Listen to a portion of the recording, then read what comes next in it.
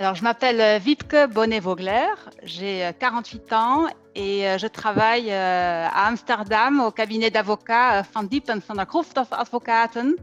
Je suis avocate spécialisée en matière du droit du travail et j'ai essentiellement une clientèle soit francophone, soit germanophone que je conseille ensuite en matière du droit du travail néerlandais. Le fait que je parle 3 langues est dû à mon enfance. Je suis née d'un papa allemand, d'une mère néerlandaise. Et puis lorsque j'avais 3 ans, on a déménagé en France. Donc, j'ai passé la moitié de ma vie à peu près en France. Et j'ai fait une partie de mes études en Allemagne, une autre partie de mes études en France. J'ai fait une thèse aux Pays-Bas.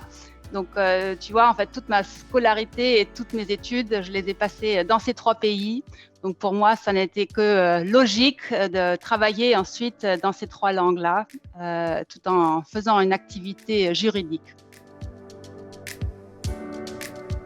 La culture dont je me sens le plus proche, c'est quand même la culture allemande, parce que j'ai fait la plus grande partie de ma scolarité en Allemagne.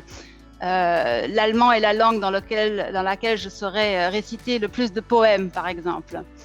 Mais en même temps, j'ai quand même beaucoup de souvenirs d'enfance des Pays-Bas aussi. J'ai beaucoup de souvenirs d'enfance de la France. Donc pour moi, c'est toujours un peu difficile de choisir. Ma passion pour le droit est quelque chose que j'ai développé très tôt. Je pense que dès l'âge de 12 ans, j'ai dit à mes parents que je voulais faire du droit. Mon père est juriste également. Mon père a tout fait pour me décourager, mais je ne me suis pas laissée faire. Je voyais en fait que mon père tirait beaucoup de profit de ses études, mais je voyais que dans sa vie privée, en fait, ça lui servait beaucoup de savoir quels étaient ses droits. Il savait se défendre, il savait ce qu'on pouvait lui faire, ce qu'on ne devait pas lui faire. Donc ça m'a paru extrêmement commode en fait. Parce que c'est quelque chose qui est très lié aux relations entre les personnes. Je peux autant aider ou conseiller des particuliers que des entreprises. Donc c'est un champ de travail qui est très varié. J'ai toujours considéré le fait d'être une femme comme un atout. Je travaille dans l'avocature, donc dans un milieu qui est plutôt masculin, surtout plus on grimpe, moins malheureusement encore il y a de femmes et plus il y a des hommes. Mais j'ai toujours eu beaucoup de plaisir à travailler avec les hommes et de fait, je me suis toujours entendue bien avec eux et c'est grâce à des hommes aussi que j'ai pu faire la carrière que j'ai faite. Mon bonheur principal, c'est le fait de pouvoir conjuguer mes connaissances en langue avec ma passion pour le droit. Je fais une activité que je peux faire que moi. Je pense qu'il n'y a pas beaucoup de gens qui ont ces capacités-là. Et ça, c'est une idée qui me donne énormément de satisfaction. Par ailleurs, ce qui me motive beaucoup aussi, c'est quand même le fait d'être une femme indépendante financièrement. Et j'espère que je suis un bon exemple pour ma fille et que ma fille fera également carrière quand elle sera grande.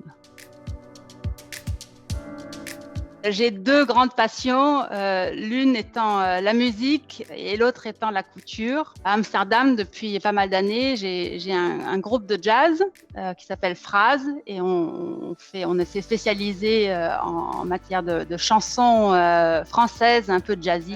L'autre loisir que j'ai, c'est donc la couture. Je fais beaucoup de vêtements moi-même et c'est quelque chose que j'adore et qui me permet vraiment d'oublier mon travail et d'oublier ma famille, d'oublier tout ce qui se passe autour de moi. Quand j'ai un joli tissu, un joli patron et puis confectionner un vêtement, puis je prends énormément de plaisir de le mettre le lundi matin. J'ai la chance d'être dans un secteur d'activité qui n'a pas tellement été atteint par la crise. Mon travail a continué comme auparavant. Ce qui a totalement changé, ce sont mes activités du soir. Avant, bon, il pouvait passer des semaines où je ne passais pas une soirée à la maison parce que j'avais des réunions de networking, que j'avais des réunions avec mes co-associés au cabinet. J'avoue que j'ai quand même retrouvé au sein de ma famille aussi plus de sérénité. C'est-à-dire que notre vie familiale est quand même plus intense qu'elle ne l'était avant. Pour moi, l'aspect principal de la journée de la femme, c'est de s'arrêter et de réaliser les énormes efforts qui ont été faits durant les 70 dernières années concernant la situation de la femme. Je pense qu'il ne faut pas oublier qu'en France, par exemple, jusqu'en 1965, une femme ne pouvait pas ouvrir un compte bancaire sans l'aval de son mari. Lorsqu'elle se mariait, son contrat de travail prenait fin automatiquement. C'est des choses qui sont totalement inconcevables et pourtant, peut-être nos mères, pas, mais en tout cas nos grands-mères, c'est quelque chose qu'elles ont encore vécu. Donc, il y a énormément de choses qui se sont passées durant ces dernières décennies, donc je pense qu'on est très privilégiés, mais il faut quand même s'en souvenir et continuer parce qu'on n'est pas encore à une égalité totale.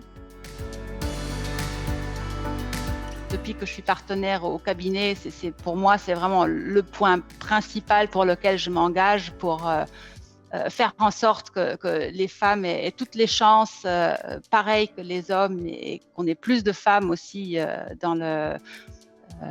parmi les associés. Parce qu'en ce moment, avec 22 associés, on n'est que 2 femmes.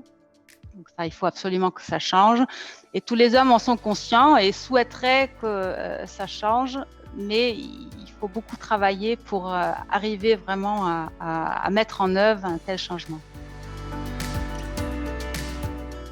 Le conseil que je voudrais donner à toutes les filles, c'est d'essayer de trouver une activité qui leur permet d'être indépendantes financièrement. D'autre part, je voudrais encourager toutes les filles à faire une bonne scolarité, à poursuivre des études qui les intéressent, mais en outre de l'intérêt pour la matière, essayer quand même de trouver aussi une activité qui soit bien rémunérée pour justement atteindre cette indépendance. J'ai surtout un point sur ma bucket list que j'aimerais beaucoup réaliser. En fait, mon fils a 15 ans, ma fille a 13 ans et j'aimerais beaucoup, avant qu'il quitte la maison, faire un très grand voyage aux États-Unis, louer un camping-car et traverser avec toute la famille les parcs nationaux des USA.